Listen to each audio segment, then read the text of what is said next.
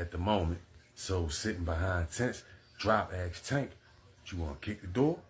Tank like, "Nah, that's gonna make too much noise.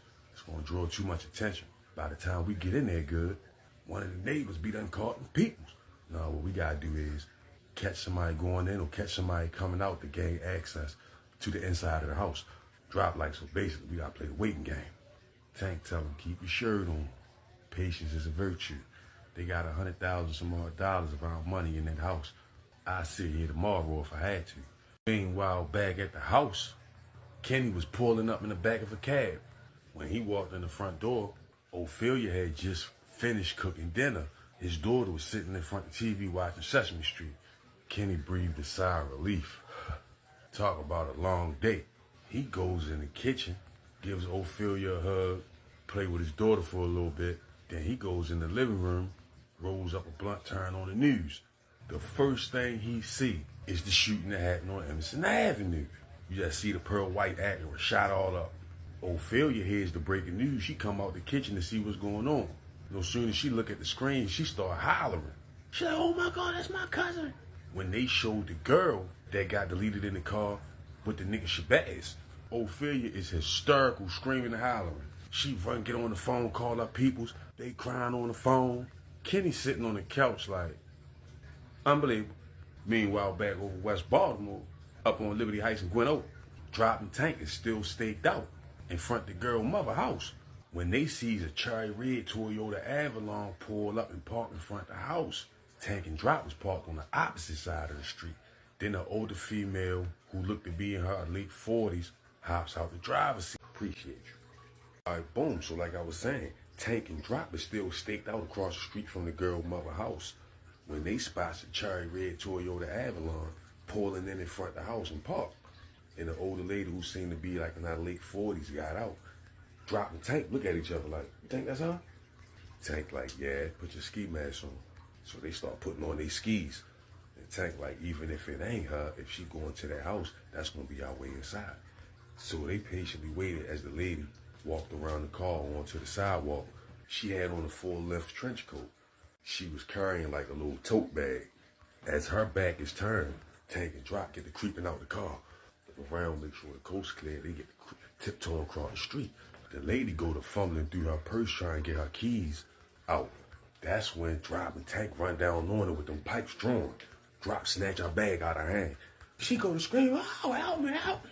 So to shut her up, Tank takes and slaps her with the butt of the gun. Boom!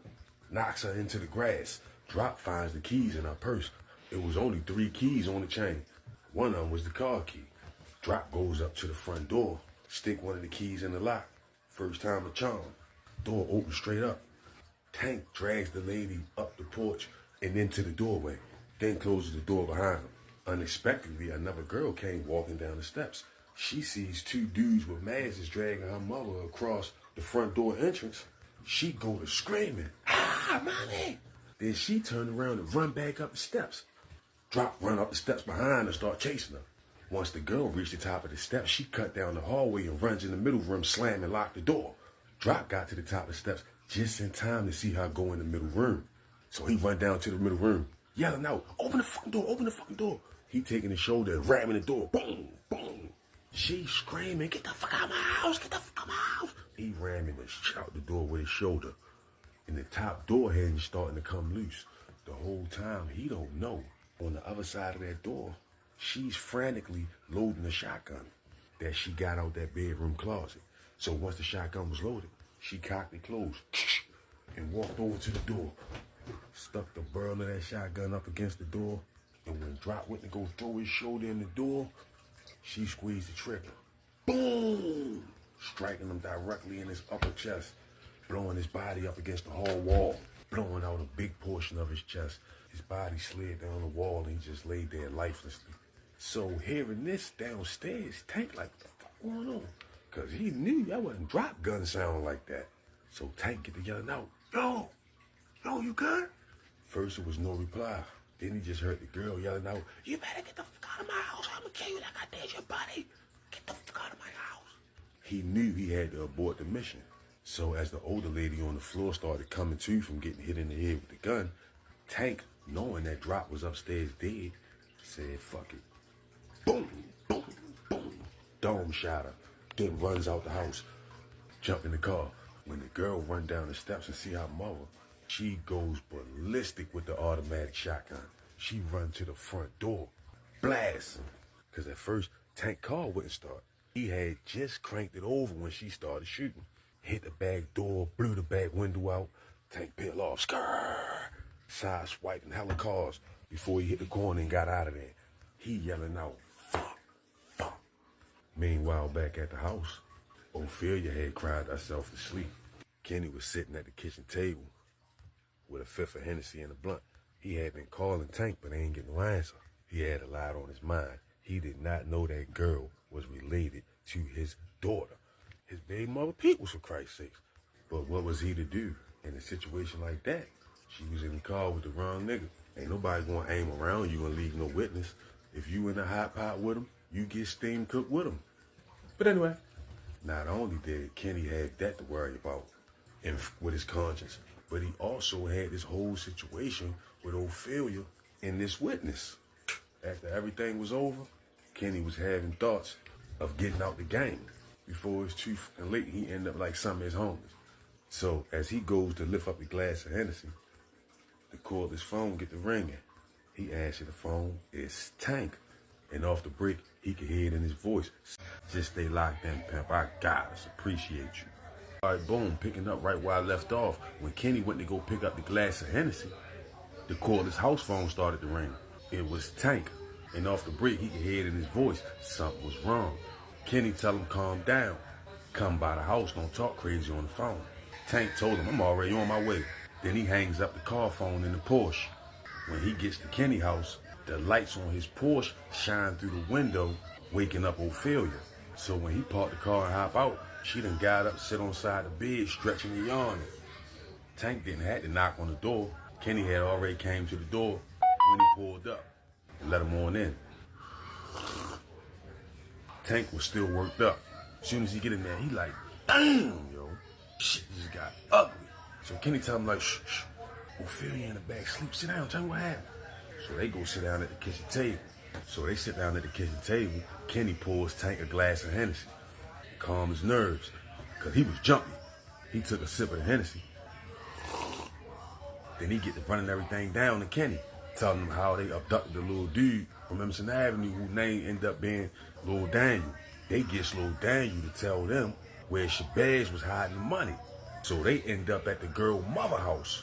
So when he said this, Kenny look at him like, my mother house?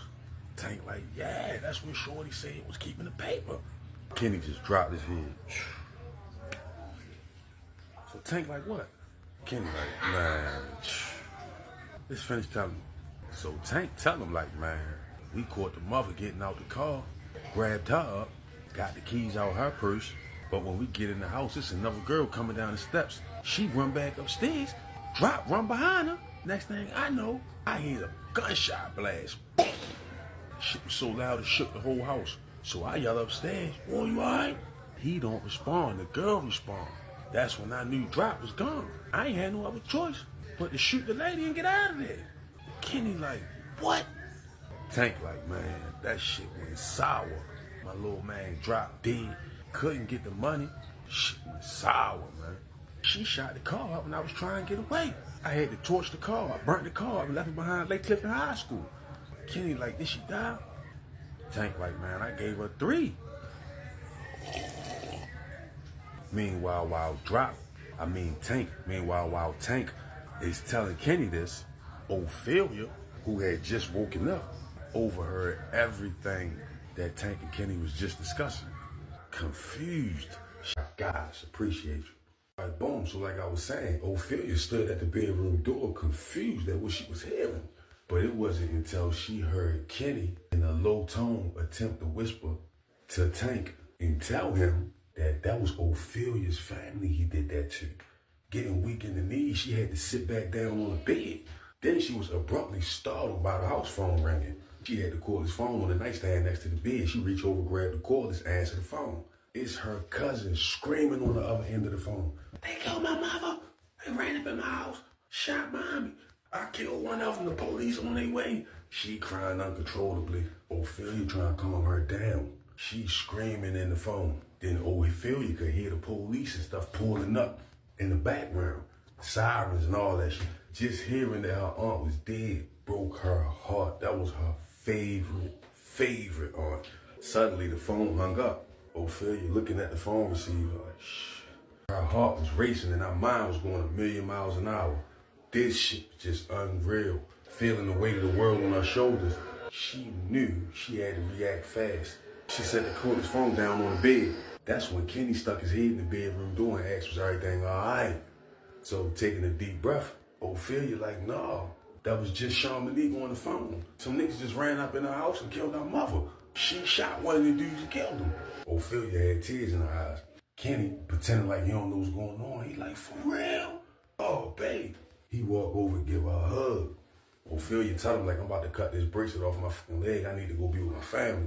But Kenny tell her like, no, keep your shirt on. If you want me to go by and check everything out, I'll go by there. But Ophelia tell him like, no, I need to be there for my family. Kenny tell her like, look, I'm gonna go pour you a glass of Hennessy. Just chill out. And he turned around and walked out the room. So when he did that, Ophelia used that as an opportunity to reach over to the nightstand, open up the drawer, and grab that 40 cal pistol out of there that Kenny gave her when she came to live with him for when he not home case emergency. But anyway, the gun was unloaded. She had to take the clip, put the clip in, cock it back. Knowing her daughter was upstairs sleeping, her sadness was slowly turning into rage and anger. This nigga just came up in her room and really tried to finesse her brain like he ain't know what happened. When this man just killed my favorite aunt, plus my cousin, my closest relatives. Nah. So while Kenny was in the kitchen pouring Ophelia a glass of Hennessy and talking to Tank in a low tone whispering, Ophelia come out the bedroom